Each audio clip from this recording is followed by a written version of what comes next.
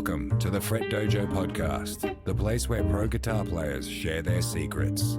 Visit www.FretDojo.com to access online courses and free resources to take your guitar playing to the next level. Hello, everyone. Greg O'Rourke from the FretDojo podcast. Fantastic to have you listening today. And I've also got my assistant instructor, Vin, today with me. What topic are we going to cover on today's podcast, Vin? Well, Greg, today we're going to talk about picks, playing jazz guitar and picks. Now, because there's a wide range of options available. Heavy picks, thin picks, big picks, small picks, no picks at all, thumb picks. So why don't we talk a little bit about that? So many picks, so many options. So the beginner may be a bit confused. Let's just kind of navigate the terrain of picks when we were learning and playing jazz guitar. Yeah, that's right. Specifically jazz guitar. So a little bit about myself. It's interesting because, I teach a lot of jazz guitar online, got a lot of videos out there, but I tend to not use any picks at all. I just use fingerstyle guitar. The reason for that is I started with classical guitar as my main focus for many years, and the habit stuck. Now, it's kind of interesting. I'll tell you a little story. Once I was at a gig, and I was playing with another jazz guitarist. We were doing a jazz guitar duo, and the guy looked over at me and he went, "Oh yeah, I can see you're still using fingerstyle, but one day you'll graduate to using a pick." like I've still got to grow up or something like that. Now, it really showed his ignorance because, as we know, what style did Joe Pass tend to fall on, Vin, towards the latter part of his career? Sure. And, to assume that one is necessarily easier or better than the other, I think is erroneous, to say the least. My story, when I was at Berklee, I was more of a rock and blues guy, and I had never played fingerstyle, jazz, anything, or classical, anything. I was just straight rock, heavy metal, and blues guitar. So I've had a pick in my hand since I first picked up a guitar, and I don't think I ever put it down. So for me, I had to learn the other way, and I had to learn the fingerstyle. And I'm still working on that. Still can't quite get that down. Exactly. Like as comfortably as a pick. So just to say, one is easier or you graduate to one or another, total bollocks. That's right. Yeah. So we're kind of coming, we're walking up the both opposite sides of the mountain to the same place, aren't we? So, obviously there has been many jazz players that are incredible with the pick. We've got Pat Martino, Barney Kessel, many players like that. But Joe Pass, as I mentioned before, he was great at both. He was great at the pick, but also when he started focusing more on solo guitar, he was mainly playing fingerstyle, and he actually had a classical technique background as well. Joe Pass. Not many people know that.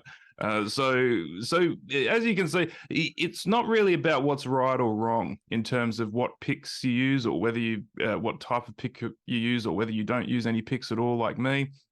It really comes down to this: what is the vehicle for the kind of music that you want to express and play on the guitar.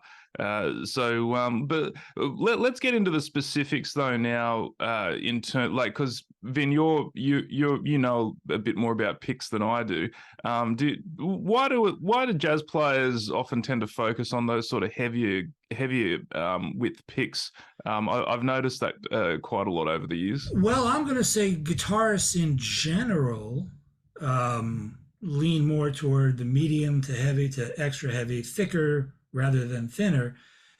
I haven't done much research on it, just talking to other guitar players over the years and myself. I think it has to do with the spring back, like when you have a thick pick, as soon as you hit the string, there's no delay waiting for that plastic to pop back into place. So you have just a solid, like as soon as you do a downstroke, it's ready for the upstroke.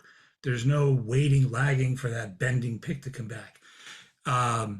That's as far as I've got. Do you have any thoughts on why that is? I guess, yeah, as you say, because there's less kind of spring back compared to those thinner picks, you tend to get less of a slappy sound when you're using a heavier pick, and I think that can lead that it's in a subtle way anyway. It can lead to a more well-rounded sort of that warm jazz tone at least in more traditional That's sort another of part styles of of it, jazz. Yeah, is the yeah. tone side of it. Do you notice any tonal difference Oh from yeah, trying? when I've played with a pick and using a thicker pick, it does have a subtle impact. I think sometimes people get carried away a bit with this sort of stuff.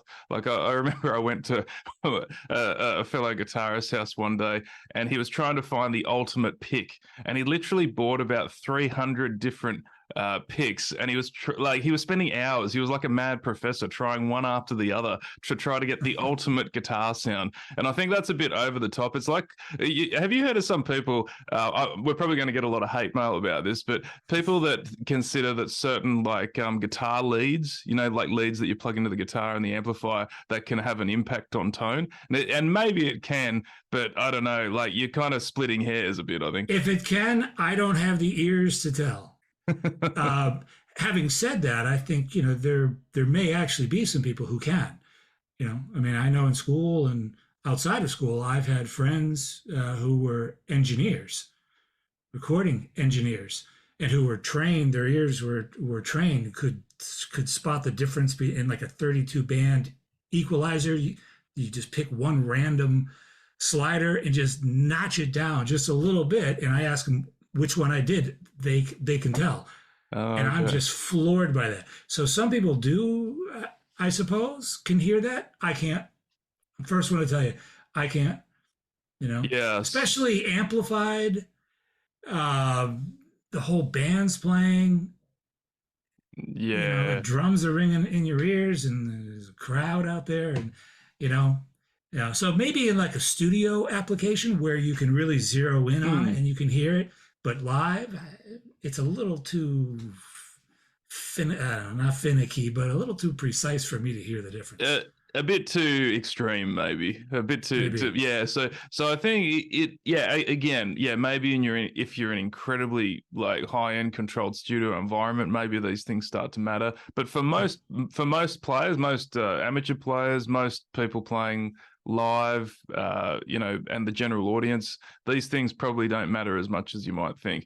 Now, the one thing that does impact tone a lot is the settings on your guitar itself and the amplifier in a combination. I think they're the first places you should go to when it comes to looking carefully at tone. It's a little bit with an acoustic instrument, especially if you're playing, fingerstyle. The quality of your technique and the shape of your nails, if you're using fingernails like what I do, those things do matter. But I've noticed on electric instruments, it tends to be more the settings and sound of your guitar and the amplifier that really has the biggest impact. So maybe look at that first to optimize your sound. If I can only add one more thing, it's of course where you pick, closer Oh, toward perfect. Yeah. Do you closer want to toward talk the a bit neck, about that? or closer, closer toward the bridge. Well, it's just like how like pickups generally work. When you use your pickups closer toward the bridge, right, toward the back, you get the brighter, a little brighter, more trebly sound. You get a warmer, more bassy sound as you pick, more forward, closer toward the neck. So I would say it's a combination of equipment, where you're picking. Mm, That to me, like where you're picking, is going to have a more noticeable impact on the tone than the type of pick you're using. yeah, That's exactly. been my experience. Yeah, yeah. There's one other thing that's interesting sometimes with jazz players. I don't know if this is like that with rock players as well, Vin, but often I've noticed jazz players put the pick on its side. So rather than pointing it down as if you'd expect, they actually turn it 90 degrees so that the side of the pick is the surface that's picking the string. Now, again, that might be just a personal preference. Maybe it's easy to hold, or gets a slightly different sound, or that sort of thing. So that might be worth experimenting with as well. Sure, something like that. I don't know, like if that affects tone. Maybe some tone guru can, let us know. I would my gut, if you're asking why some people might do that, it's maybe like the speedier, quicker Mm, players. You've got less resistance, right? With the more of a rounded piece of plastic instead of the point, so there's less friction going over the string. mm, This is me going back to like when I was playing hard rock and heavy metal, we were always working on our picking, right?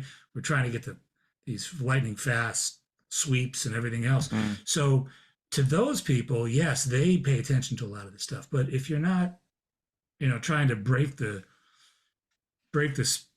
sound barrier, with the pick, I don't know how much you're gonna notice. That's Yeah. me. Again, that's me.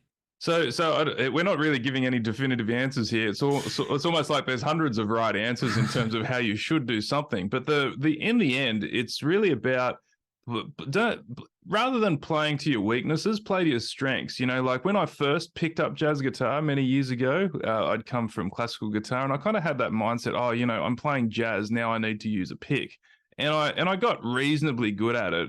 But I found it was because I was just so much more advanced in fingerstyle. Over the years, I sort of made a decision, and I went, you know what? I could spend another 5 years getting better at plectrum technique, or I can just focus on what I'm really good on already, and that's a better vehicle for me personally to express the music. On So, that, mm, I'm sorry, I was just gonna say while we're on that, have you noticed like any instances when you felt like you were maybe lacking something, like maybe you were oh yeah. playing and you're like, this would probably be a lot easier with a pick, but I don't have one. Yeah, I think when you're getting into the really fast sort of soloing, or let's say you're studying something like a Pat Martino transcription, like that's where I think the pick would have the edge. You do get, I think the top overhead of speed is like you can get a little bit more headroom with the plectrum for most people than fingerstyle. But it's just, having said that, though, maybe that's just me needing something to work on a bit more, because I remember when I went, I did a trip once to the Philippines, and went around to sort of some like island bars like on the beach and things like that, and there were so many good musicians, and there was I remember there was this one guitar player there that was blazingly fast on fingerstyle. Like I'd never seen anything like it. And he was actually using a technique where he was, instead of, like often with classical players, they alternate two fingers one after the other, he was alternating three fingers in a kind of a three-finger sequence, and he was just nailing it.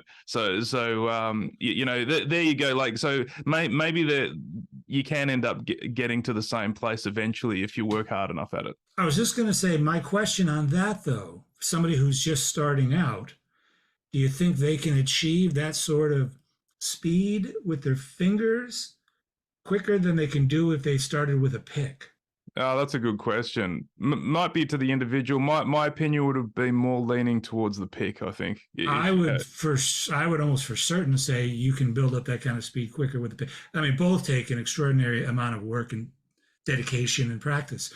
But and this is me coming from pick only player, now getting into the world of fingerstyle and more, and my struggles with it. I'm like, I was playing faster stuff when I first started Right. with a pick. I'm still struggling here with the fingers. Okay. So my personal experience probably build up to some of the little speedier things with the pick first. Yeah. But I suppose it depends on your practice, how you know how much you're practicing, how properly you're practicing. But I would think the finger technique is, as a general statement, might take a little bit longer to build up those kind of Pat Martino type chops. Yeah. Yeah. No, I think we're on the same page there. So, Okay. just one last thing we'd add before we wrap up today is that also both those styles of playing, whether with a pick or without a pick, can help be a vehicle for your ideas. So like I love playing chord melody, kind of music with multiple lines happening at once, with the bass line and the top line and things like that. You can really get a lot of intricate detail with fingerstyle that perhaps you can do with a pick with chord melody, but it's a lot harder to be honest to do that. So think about when you're kind of if you're going to end up settling on a particular playing style, it's like have a think about, what do I really want to do? I love kind of those older recordings of Joe Pass screaming out a single line solo on a jazz master, or do you love like George Van Epps and that beautiful chordal playing that he got by using fingerstyle technique. So it's really have a think about what you want to do as a musician rather than what you should do. And I think that's an important distinction we should make. Whatever you're working on in your music. You're an artist. You're not someone that has to be like anyone else or do the same thing as anyone else. In the end, you make your own musical choices, and that's where you tend to play your best. I would 100% agree with that. Can I just add something on that? Something that we didn't mention, we skipped over.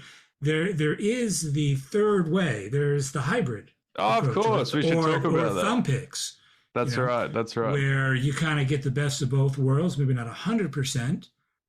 Of both, but I find myself, maybe because I'm so comfortable with the pick, I find myself doing that quite a bit. Yeah, it's like as I practice and develop my fingerstyle, all I had to do was get used to, holding a pick and using my other 2 or 3 fingers. My pinky's lagging a little bit. Yeah. That gives me the option. That gives you option for chord melody. You do have to learn to control the volume a little bit, because naturally that pick is going to hit the bass strings, maybe a little louder or a little brighter sounding. But so that's an option. And the other option is, of course, the thumb pick. Yeah, exactly. Like what Lenny Breau did. Like that was one of his Chet Atkins. Chet Atkins, yeah. Many players. Yeah, so that's where you can actually, as Vince says, you have a way to play that satisfies both needs, because you can play the chord melody and then you can grab the pick when you need it and treat it as a single as standard pick playing. It does take a little bit of getting used to, because those thumb picks feel a little bit different compared to a standard pick. But definitely, that's a way to leverage your existing picking ability if you did want to dip your toe into fingerstyle a bit. And I think it could be a great solution for jazz guitar in particular. So there you have it. We have no pick, fingerstyle. We have pick only, or we have hybrid picking. The choice is yours, my friends. So I think we've covered a lot of ground today, Vin. And any final thoughts before we wrap up? Well, not to keep piling on, but I have one last thing to add to that. Okay. It's another option similar to the hybrid picking. It's one of my favorite players, Brian Setzer. Mm-hmm. He does the big band and stuff now, but he comes from more of a rockabilly thing. I learned from a Hot Licks video of his back in the 80s how he was getting like a lot of that finger picking, because he was doing like a lot of the rockabilly country type things, but he's ripping with the pick as well. And he just does a tuck. He's playing. I can't see it. Maybe for those that are listening, maybe explain it like what you're demonstrating. Well, he's playing. He's holding the pick, and he's playing with the pick. But when he needed to do some fingerstyle, he would tuck the pick up toward his palm, so just his index finger is holding the pick. Oh, okay. And that freed up his thumb and his other 3 fingers. And when he wanted to go back to single line, he just pulled the pick down and played. Oh, there you go. It took me a lot of practice and a lot of drop picks to get that down. But once you have it, it's pretty comfortable. So again, another option. There you go. Now we've got 4 options. So there you have it, the world of picking. Let us know what you thought about today's topic. This was an interesting kind of journey down a few different styles that you can try at home. And we'd love to hear from you. And make sure if you're listening to this on iTunes, please give us a 5-star review. It really helps the podcast and getting us these lessons out to more people. Okay, so thank you very much. It's been Greg and Vin here from the Fret Dojo podcast, and we'll see you in the next one.